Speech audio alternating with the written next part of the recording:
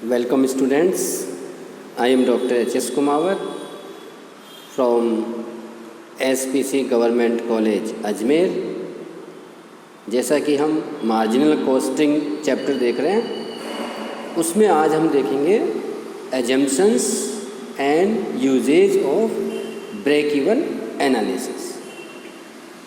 Previous class में मैंने आपको बताया था कि ब्रेक इवन एनालिसिस को ही कॉस्ट वॉल्यूम प्रॉफिट एनालिसिस भी कहते हैं।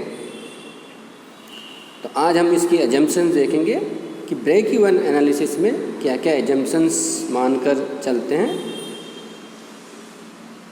Total cost can be classified in fixed cost और वेरिएबल कॉस्ट। जो हमको कॉस्ट दे रखी है उसको हम 2 पार्ट्स में डिवाइड करते हैं, उनको सेपरेट करते हैं, फिक्स कॉस्ट और वेरिएबल कॉस्ट में।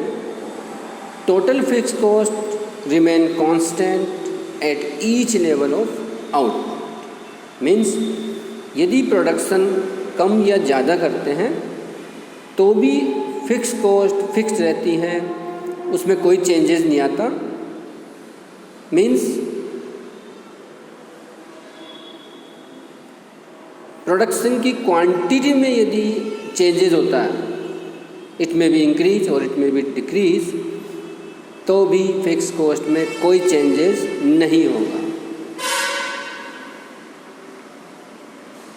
फॉर एग्जांपल 10,000 यूनिट्स की फिक्स कॉस्ट आ रही है 1 लाख रुपीज़। 20,000 यूनिट्स की फिक्स कॉस्ट हम एज्यूम कर रहे हैं,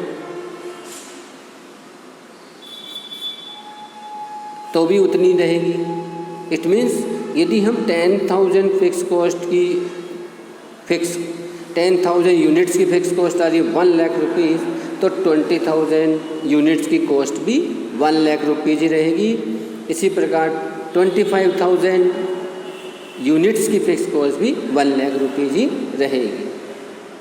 variable cost per unit remains constant in all level of output. यहाँ वेरिएबल कॉस्ट पर यूनिट बता रहे हैं। फॉर एग्जांपल मटेरियल 2 रुपीज़ का 1 यूनिट में कंज्यूम हो रहा है, इट मीन्स 1 यूनिट में 2 रुपीज़ लग रहे हैं।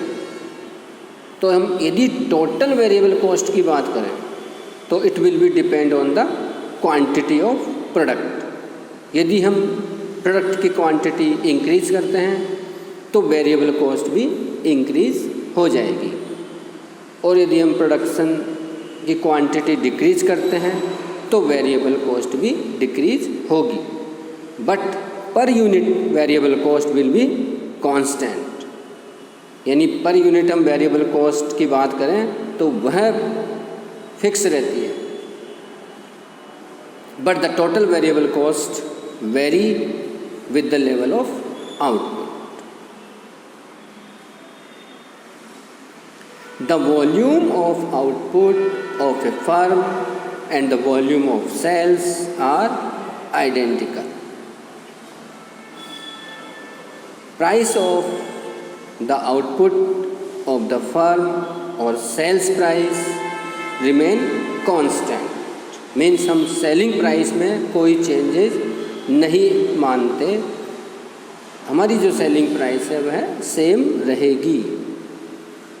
और ये भी एज्यूम करते हैं कि केवल एक ही प्रोडक्ट का प्रोडक्शन एंड सेल हो रहा है। प्रोडक्शन और सेल्स हमेशा इक्वल रहती है, बराबर रहती है। It means closing stock, opening stock, means बिना बिके हुए माल का स्टॉक नहीं रहता है।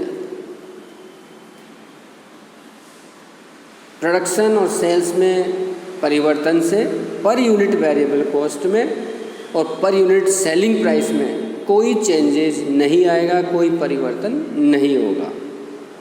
प्रोडक्शन और सेल में परिवर्तन से टोटल फिक्स कॉस्ट में कोई परिवर्तन नहीं होगा। Technique of production and returns to a factor of production remains constant. Law of constant returns apply to firms factor of production, इसको हम दूसरे शब्दों में कह सकते हैं variable cost change at a constant rate. ये हमारी एजम्पशंस थी ब्रेक इवन एनालिसिस की। अब हम देखते हैं usages significance of break even analysis. क्योंकि यह ब्रेक इवन एनालिसिस एक वेरी इंपॉर्टेंट टेक्निक है डिसीजन मेकिंग के लिए, इसको हम यूज़ करते हैं। तो हम देखते हैं कि क्या क्या यूज़ है इसका। तो हमने जब प्रीवियस क्लास में देखा था तो ब्रेक इवन पॉइंट उसको बोलते हैं जहाँ नो प्रॉफिट नो लॉस की सिचुएशन होती है। It means total revenue are equal to total cost. अब हम यूजेस देखते हैं। Break even analysis helps to determine remaining और unused capacity of the company, यानी कंपनी की कोई अनयूज्ड कैपेसिटी बची हुई है तो उसको हम ब्रेक इवन एनालिसिस के माध्यम से डिटरमाइन कर सकते हैं कि रिमेनिंग कैपेसिटी कितनी बची हुई है और उसका यूटिलाइज करके हम कंपनी का प्रॉफिट इंक्रीज कर सकते हैं। Break even analysis helps to determine the change in profit if the price of a product is altered. Means यदि सेलिंग प्राइस चेंज होती है तो उसके कारण प्रॉफिट में जो चेंज होगा वो हम ब्रेक इवन एनालिसिस के थ्रू डिटरमाइन कर सकते हैं। Break even analysis helps to determine the impact on profit on changing to automation from manual, यानी जैसे मैनुअल प्रोडक्शन कर रहे थे उसके बाद कोई टेक्निक के कारण प्रोडक्शन में मशीन्स का हम यूज़ करने लग गए, उसके कारण जो प्रॉफिट पे जो इम्पैक्ट हुआ उसको हम ब्रेक इवन एनालिसिस के माध्यम से कैलकुलेट कर सकते हैं। इसी प्रकार हम जो वेरिएबल कॉस्ट है उस पर कंट्रोल भी कर सकते हैं, क्योंकि ब्रेक इवन एनालिसिस से हम कैलकुलेट कर सकते हैं कि किसी प्रोडक्ट की टोटल कॉस्ट में वेरिएबल कॉस्ट का कितना पार्ट है, ताकि हम वेरिएबल कॉस्ट को कंट्रोल कर सकें। यदि वेरिएबल कॉस्ट को कंट्रोल करने से टोटल कॉस्ट में कमी आती है तो श्योर है कि कंपनी का प्रॉफिट इंक्रीज होता है। इसी प्रकार हम ब्रेक इवन एनालिसिस के माध्यम से वेरिएबल कॉस्ट का प्रॉफिट पर क्या इफेक्ट हो रहा है वह भी हम ज्ञात कर सकते हैं। यह भी हम ज्ञात कर सकते हैं कि वेरिएबल कॉस्ट में जो चेंजेज होगा, परिवर्तन होगा, उसका लाभ पर कितना प्रभाव और किस प्रकार प्रभाव पड़ेगा।